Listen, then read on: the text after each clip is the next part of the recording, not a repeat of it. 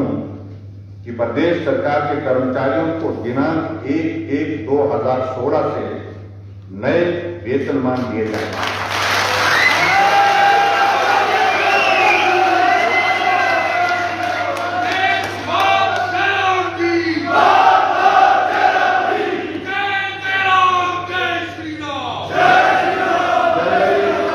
जनवरी 2022 का संशोधित वेतनमान फरवरी 2022 में दे दिया जाएगा।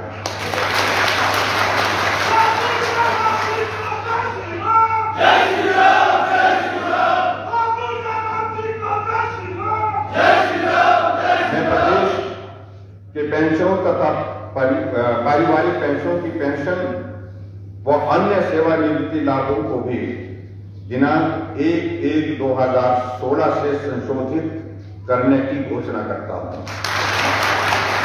और इसके अंतर्गत जो हमारे पेंशन भाई उनको निश्चित रूप से बहुत उत्साह होगा, उनको बहुत बड़ा एक लाभ इस दृष्टि से मिल रहा है। और उसी तरह से आगे बढ़कर के कर्मचारियों एवं पेंशनरों को महंगाई भत्ता, महंगाई राहत का लाभ संशोधित वेतनमानों एवं संशोधित पेंशन पारिवारिक पेंशन पर दिया होगा। नए वेतनमानों एवं पेंशन संशोधन करने पर 6,000 करोड़ का अतिरिक्त वार्षिक व्यय होगा। 6,000 करोड़ रुपए जो है अतिरिक्त जो है उस पर हम खर्च करने जा रहे हैं। इसे आगे बढ़कर के नई पेंशन प्रणाली के अंतर्गत कार्यरत कर्मचारियों को केंद्र सरकार के कार्यालय ज्ञापन दिनांक 5/5/2009 के अनुरूप इनवैलिड पेंशन तथा फैमिली पेंशन दिनांक 15/5/2003 से देने की घोषणा करता हूं। एनपीएस से संबंधित एक बहुत महत्वपूर्ण मुद्दा था जो काफी लंबे समय से पेंडिंग था और उस दृष्टि से हमने उस पर विचार करने के बाद ये निर्णय किया है कि इसको बहुत लंबित नहीं रखना चाहिए और ये बहुत आवश्यक है।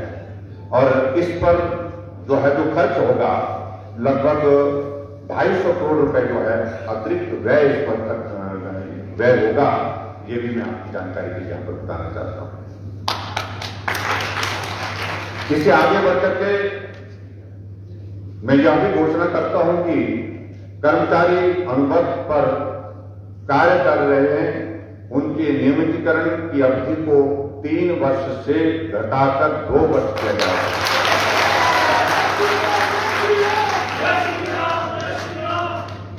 क्योंकि ये बहुत लंबे समय से मांग थी, जहां भी कहते थे कि आपकी कमिटमेंट है, हमने कहा कमिटमेंट है, कमिटमेंट को पूरा करने के लिए हम आगे बढ़ रहे हैं।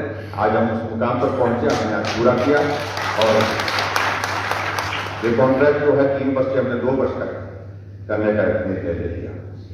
मैं यह भी घोषणा करता हूं कि दैनिक वेतन भोगी कर्मचारी अंशकालीन जो हमारे पार्ट टाइम जल रक्षक तथा जल वाहक वर्ग की सेवाओं के नियमितीकरण दैनिक वेतन भोगी के रूप में परिवर्तित करने हेतु वर्तमान में निर्धारित अवधि को भी 1 वर्ष कम किया जाएगा। ये भी मैं सबको उनको लाभ मिलेगा, 1 वर्ष कम करने का मौका मिलेगा।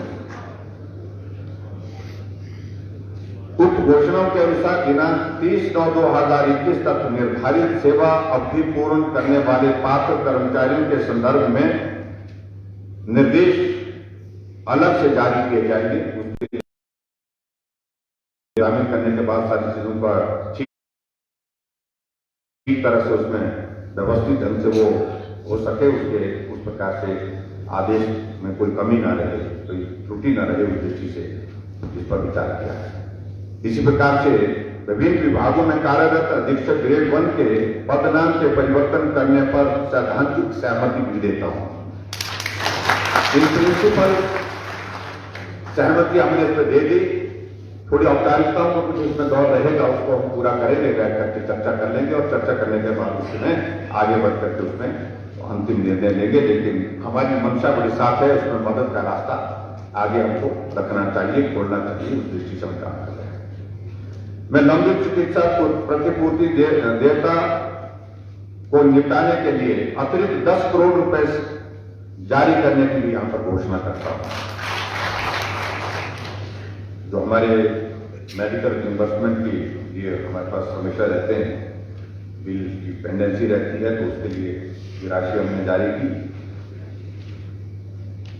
नए वेतनमानों के लागू होने से जूनियर ऑफिस असिस्टेंट, आईटी तथा लिपिकों संवर्गों की वेतन विसंगति स्वतः समाप्त हो जाएगी। ये भी मैं आपके बीच में कहना चाहता हूं, क्योंकि इस इशू को लेकर के भी काफी कंफ्यूजन था। इस विसंगति को दूर करने की हमने बात कही है। इसके अतिरिक्त कर्मचारियों की अन्य मांगों पर सहानुभूतिपूर्वक विचार किया जाएगा। आवश्यकता अनुसार समिति का गठन भी किया जाएगा। ये भी मैं आपके बीच में कहना चाहता हूं। एक दो विषयों को लेकर के और भी बातचीत हमारे सामने आई है। एक तो जहां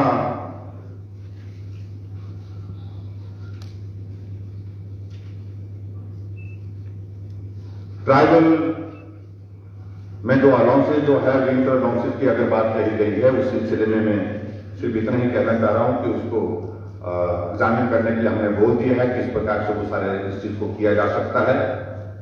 और जहां तक बात रहती है जो हमारे कॉम्पेटिटिव ग्राउंड पर तो हमारे जो कुछ हमारे साथी कुछ वस्तु से मांग कर रहे हैं, उसके लिए हमने पहले ही एक कमेटी जो है चीफ सेक्रेटरी की अध्यक्षता में बना करके गठित की है, और उस कमेटी की सिफारिशें जो है वो संभवतः जो हमारी आगामी बैठक होने वाली कैबिनेट की, उसमें प्रस्तुत किया जाएगा।